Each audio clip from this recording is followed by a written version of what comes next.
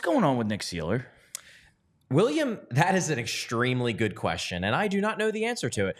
I mean, I know what's going on. I don't think this is a Ryan Ellis situation where they are saying, he's fine, and no, he's not fine. What is going on, because Nick Seeler straight up told me and Jordan Hall this back on Wednesday of last week. So on Tuesday of last week, the Flyers played the Boston Bruins up in Boston, and I believe it was near the end of the second period, and Nick Seeler slid to block a pass, and the puck hit him in the leg. And he got up limping, came back out there for the third period, skated for one shift, then did not skate for the rest of the period. He went back to the locker room, practiced the following day, that Wednesday, and he straight up said what happened was the pass hit him in the back of the leg, right behind the knee, must have hit a nerve or something because he was having trouble feeling his foot on that leg. But he said, the feeling's starting to come back. It usually doesn't take that long. Like, this is just a thing. It happens. I'll be good. Then on Thursday, the next day, he was not out there, which is interesting because you're like, okay, well, he skated yesterday after the injury, and now he's not skating today. Then he didn't skate Friday.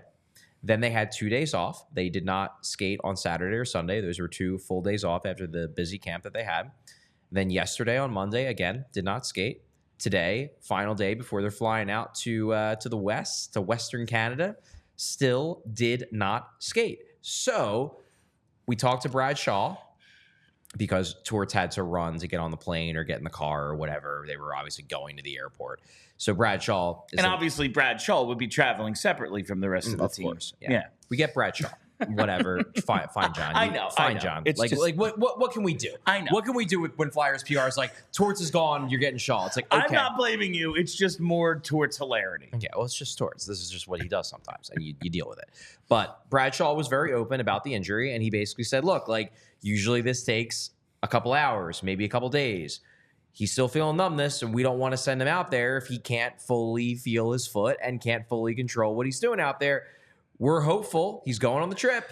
We're hopeful he'll be good to go for Friday, but who knows? So that's where we're at with Nick Seeler. It is day to day. If he gets the feeling back in his foot, he will play. If he doesn't, then presumably he won't. And then you do start to wonder, like, okay, well, is this a serious thing? Is he going to have to get it looked at? Or there's a lot of things that make you a bit concerned because, nerve issues aren't, minor things. No. They can be serious sometimes. They seem to think it's minor, but they also seem to think that he was not going to miss 4 practices. Yeah, and this could all just, I guess, be precautionary. Nick Seeler, real tough guy. I don't think it's precautionary. I think it's just that they're surprised. Yeah, okay. They are honestly shocked that it's taking this long. They didn't think it was going to, but it is. And I don't think anybody's lying to anyone. It's just hey, his foot's still numb, and if it's still numb in a week, then we'll have to raise more questions of, okay, you're going to have to take him to a specialist. But hopefully he wakes up tomorrow after a long flight and it's fine. The blood's pumping again. And then he's good to go for Friday because he's a pretty good defenseman. Yeah, he's pretty good and very much one of the Flyers' top 6.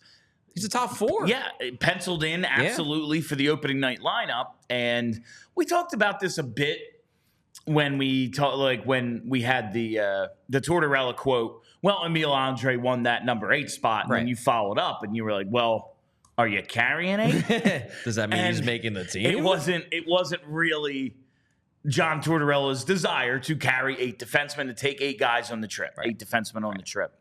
And my question to that was, you're starting the season with 4 straight West Coast games. Now, granted, it's not the 70s. Comcast can easily get a guy here and get a guy across the country in a certain amount of time if need be. Right. Not ideal, though. Like traveling day of game, they start the season with Friday, Saturday back-to-backs. Yeah. No one likes to travel day of game. We talked about that in the preseason. It's not good. Why not just bring 8 defensemen? Well, but here's the thing, though. You talk about the idea of, well, it's not ideal traveling day of game. I think the reason why they don't see a ton of urgency necessarily is because they have 7. So the obvious thing is that, okay, if Seeler can't play, Eric Johnson just comes in, we shuffle the pairs, we're fine. Now, that could be a problem for a couple games into the trip. And that's when you have the conversation of, okay, maybe we do have to bring somebody because, hey, now we only have 6. We'll be okay for Friday as long as no one, crashes into the boards randomly at morning skate. Should be okay for Friday. But if somebody on Friday in the game gets banged up, then, okay. The way I think they're going to play it is I think they're still really hopeful that he'll be okay. And then maybe by tomorrow, he'll be good, and then he'll be able to practice on Thursday. I would guess that if he's still dealing with the same numbness Wednesday evening, when they're doing their team bonding event in Whistler, if he's still feeling that same numbness, they might get on the phone and be like, all right, we need to fly somebody out here just in case. Just in case. It's always something, William. The season hasn't begun yet, and this might end up being nothing. Right. Like, that's the thing is, we're going to do a Q&A. We're going to air it tomorrow in place of the show that we're not going to have because we're already doing 5 shows of the 2 post games this week. And one of the questions is like, if I gave you $100 and you had to put it on different outcomes, like if you gave me $100 and said, put this on Seeler playing or not, yeah, I'd put it on him playing. Right. I bet you he's out there. Right. But it is something to keep an eye on now that it's been like a week. Well, it looked like they were going to make it through the entirety of camp with no injuries. And then suddenly the Seeler thing, it's not even that it popped up. It's always been there. Yeah. It's just not. It just won't go away. It's not resolving itself. Yes, like you see the injury report always in football, and it's like, didn't participate yesterday. And today, like, yeah, he's good. Yeah. It's like, and they just keep being DNPs. Exactly. Why? Yeah. And fair or not, until there's like a track record of, hey, this is a minor injury, everything's okay, and then dudes coming back and being okay and staying in the lineup, we're going to have minor questions. Just like, is he though? Because guys tend to disappear sometimes. I think the difference with this one is we know sort of what it is. It's not even that. It's the fact that, like, we talk to Seeler. Yeah. Usually when it gets weird is when the player won't talk. Yeah. We talked to Seeler. That happened. I was there. I did the talking along with Jordan. And Nick Seeler is not the kind of guy that is going to lie to your face. He's like the nicest person in the world. I think this is exactly what they're saying it is. It's just that, hey, it's a nerve thing, and sometimes those things are weird. It's not Cam, he is practicing. Like, no. But you can't talk to him. He lives in Columbus and showed up to practice today because the team is in Columbus. Does not mean he's actually doesn't mean he's practicing with the team. He just showed up because they're in his backyard today. Yeah. Like, oh, where's Ryan Ellis? I don't know. Haven't seen him. No clue. Like, we don't think that's what this is yet. And there's no indication that it is. Yeah. It's just that we live in an unfair world where the Flyers are judged on their past. Right. And we have nothing else to go on. I don't even think, like, I do think it's unfair to number one, it's unfair because it's a new administration, a new organization, whatever you want to call it. The other reason is because you mentioned, like, well, if it keeps happening where they keep saying an injury is minor, like, there have been 30 times over the last year when an injury has been minor, they've said it's minor, and then he's come back. It's not like there isn't a precedent for minor injuries actually being minor. It's just that you get in your head those 3 times when it wasn't, and you never forget them. It's like gamblers only ever remember their losses. Right. Like, this guy always screws me. Like, well, you bet on him every week, and they're 10-1.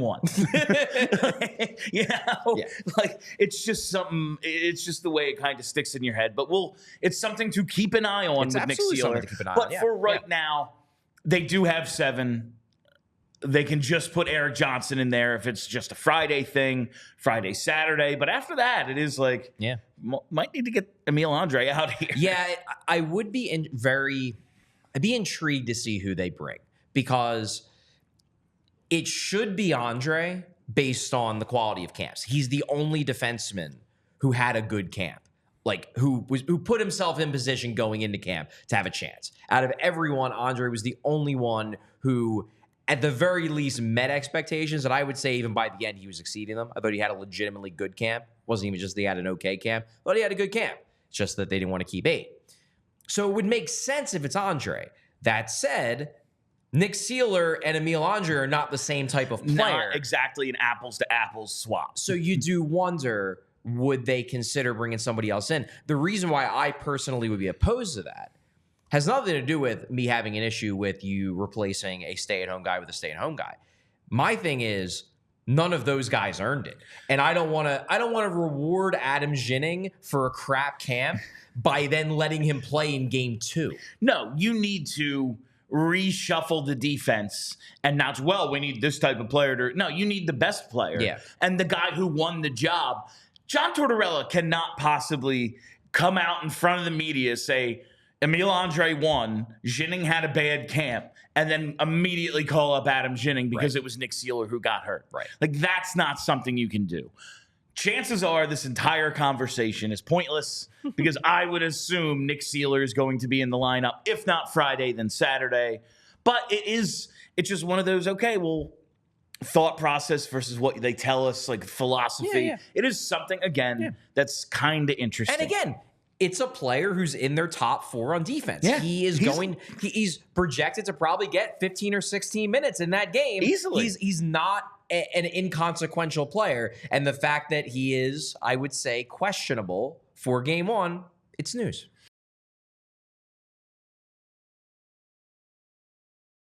We all silly like the mayor.